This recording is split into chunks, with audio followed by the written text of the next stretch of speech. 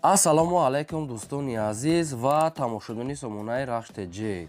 Дӯстони азиз, боз дар имзо навори якчанд намуд мошинои нав қабул кардем ки пешкашро мекунем бо нархҳои арзон.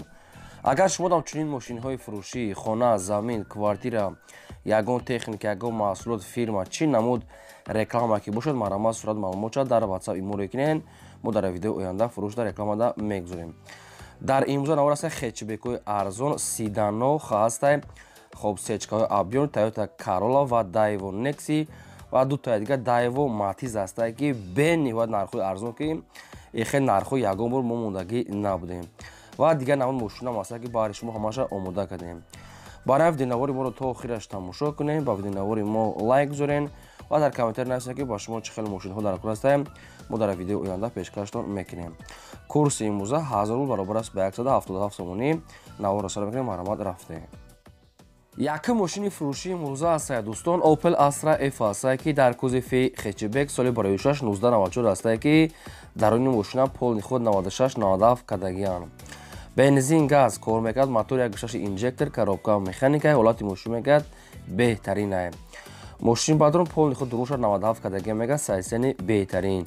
Люк дорад, чихолои пачка, 4 та балон 70%, 4 диска, задагии пӯшидагии сарафи надорад, светомузика, хоб стопникош ҳамаш яъне ки светомузика задагия мегӯяд мошинча зур, масъала намехӯрад, ҳуҷҷатҳои мошин мегӯяд то моҳи феврала, яъне срок дорад.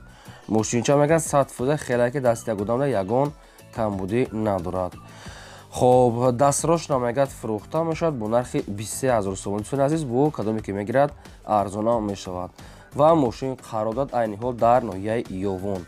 Нархша бениҳоят арзон астае ки 23 000 сомонӣ бо муомила савдо дорад. Хоб ин ҳамин номуро астае, номурои Россия кор мекунад ва дар рақамошона WhatsApp пайваст дорад. Бояд имо ҳам бошане ки WhatsApp аниқ дорад. Ба кадом дӯстони ки бардори ки навора тамошо кардеса, ин хеле хетчбек харидани бошен, срочно мегӯяд пул дар кора бо ягон сум мегзарам. 23 000 сомонӣ маромад тамос гирем. хоҳиш мекунем лайкотонро фаромӯш накунед, гузорем ва силкаи навори моро дар WhatsApp имо падисаш кунед. мегзарем ба деюм мошини фурӯшӣ. Деюм мошини фурӯшӣ навбатӣ астае, баъдро астае Opel Astra F астае ки дар кузофи седан соли барои 6 1997 астае ки сӯзишвориш бензини холияе. Мотори 1.6 литри простой экономник, коробкааш механика, ҳолати мошин бадрон беҳтарин ае. ҳуҷҷатҳои мошин мегӯяд 10 моҳи дига мондаги аст, танировкааш мегӯяд 2 моҳи дига срок дорад, 4 та дискаҳои рамашка, 4 баллонҳои 75%, яъне ки баллонот дорад, яъне ки 80-90 қариб обшим 100% ае. Салон тоза, магнитофон ҳама ҷош кор мегӯяд беҳтарин ҳолат дае. айни ҳол қарор дорад дар ноҳияи Фархор ва фурӯхта мешавад бо нархи 33 000 сомонӣ бо кадоме ки мегирад бо арзон муомилаи хубам дорад. Якум рақамошон аст, рақамои Тоҷикистон Вавилон кор мекунад ва дуюм рақамошон номурои Россия аст ки нашон кор мекунад ва дар рақамошонам WhatsApp пайваст дорад. ҳуҷҷатош 10 моҳи дига, танировкааш 2 моҳи дига мондаги астае. мошинча мегӯяд 100% омода аз пеш бинен муомила дорад. дар ноҳияи Фархор 33 000 сомонӣ маромад тамос гирем. дӯстони азиз, агар шумо дам чунин мошинҳои фурӯшӣ, хона, замин, квартира, ягон маҳсул, ягон техника, чӣ намуд реклама ки дошта бошад, маромад сурат маълумотша дар WhatsApp имо моро кунем, мо дар видеои оянда фурӯшда мегузорем. фақат хоҳиш ки лайкҳоро занед, фаромӯш накунед ва силкаи навори моро дар имо WhatsApp падисаш кунед. мегзарем ба сеюм мошини фурӯшӣ. Daewoo Nexi астае, баъдрон соли барои 6 1996 астае ки бензин, газ зардош кор мекунад. мотори 1.6 литра, коробка механика, ҳолати мошин бадрон беҳтарин ае. 4 та балон 90%, задаги пӯшидагӣ надорад, хадавои кадагия, кузов тоза, чашкаош варид надорад, электропакет, родной краска, мошине ки ҳуҷҷатош не ки нав бӯшидагия, центразамок обши беҳтарин. ҳуҷҷат нав бӯшидагия, фақат як ҳуҷҷат мекунем, мошина мегирем газноти. мошин мегӯяд такси гаштагӣ нест, мошин хай обшин созай омада бинем. дастирошна мегӯяд фурӯхта мешавад бо нархи 15 000 сомонӣ бо кадоме ки мегирад арзонтар, муомилаи хубам дорад. мошин территория душвармезон, мошини шаҳрия, ин ҳаминҷа рақамошон астае, ҳамаш кор мекунад. ба кадоме то ки лозим астае, маромад дига маълумотҳои пурра аз ҳамин рақамо. мошин мегӯяд арзандаи хай омада бинем. дар ҳамин рақамое ки ҳаста мегафон бо идам имо WhatsApp ҳардаш пайваст дорад. центра замок, ходовой, задаги пушагира, куртуза, чашка, сатфоиз. Хай бой накадом ки дайво некси хар ки бошад, як бор дига бо занг зана бештар маълумотша гирен. Бо муомилаи хубам доштаи марамад, мошинчаи хуб метавонед ки тамос гирен. Мегзарем ба чорум мошини фурӯшӣ. Opel хечибек аст баъдро ки састанои беҳтарин соли барои 1697 аст ки судишвориш бензини холия. Мотор пласту 1.6 литра, коробка механика, ҳолати мошинага беҳтарин. Opel хечибеки хелаки дасти ягудам нагаштаст. 4 та балон нав, 4 диска ҳуҷҷат дорад, салон тоза, раднои краска баъдро мошинча беҳтарин ҳолат дай. Хай чӣ маълумоте ки ҳаст мо ба шумо парасондастем, кадоме ки Opel хечибек бошад 97 сол нахадвай. ماشین عین حال قرار دارد در نوعی کالخوزآباد و فروخته میشود با نرخ 30,000 سومانی که با کدامی که میگیرد ارزان و معامله خوبم دارد. یکم رقمش است مگافون، دیگه‌اش هم است مگافون. هر دو رقمشون 24 ساعت کار میکنند. برای آدمانی خریداری کنکریت دوستان عزیز معامله خوبم دارد. خداوای سالن توزه همش نخدوای. حجت هم دارند که نگفتن چند قصر دارند که حجت انیق دارد. در نوعی کالخوزآباد شهر بختر میشود تریتوریای بختر کالخوزآباد. خیلی مرامت با زنگ زد بیشتر معلومات چه گیریم ماشینچه میگه صدفوزه یگان کمبودی در مرامت تماس گیریم. مگذاریم با پنجم ماشینی فروشی.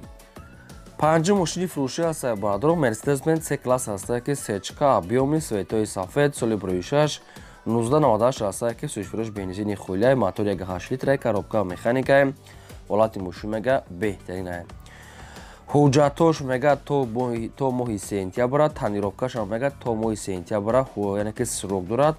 хадавои нав кадага кансане дорад кор мекунад. мошин мега светои сафед, салон тоза, электропакет, 4 диска, 4 балонаи, яъне ки 80%. мошин бадро алишам мешагон Toyota Corolla 1.2 боша мега алиш мекунед. фақат ба мошинои Corolla 1 ёки Ducati ҳамин хел вариантоша мегӯяд пешниҳод кунем. кадоме агар сумкати мегирад нархи мошин мега 65,000 сомонӣ аст, мумкин ха ягон сом арзон мекунанд. нашуд чанд ха арзон мекардагиша ягон маълумот нест. алиш ба Corolla ва сумкати 65,000 сомонӣ мошин бардон дар шаҳри бухтарда қарор дорад. кадоми шумо мехаред, кадоми шумо ки алиш мекунед, ина рақамҳои мегафоншон кор мекунад, дигар маълумотша гирем. мошин мегӯяд ҳолати беҳтарида ягон камбудӣ, ягон дард надорад, мехел наистиям. бештар маълумоти пурра аз рақамҳои поён буда.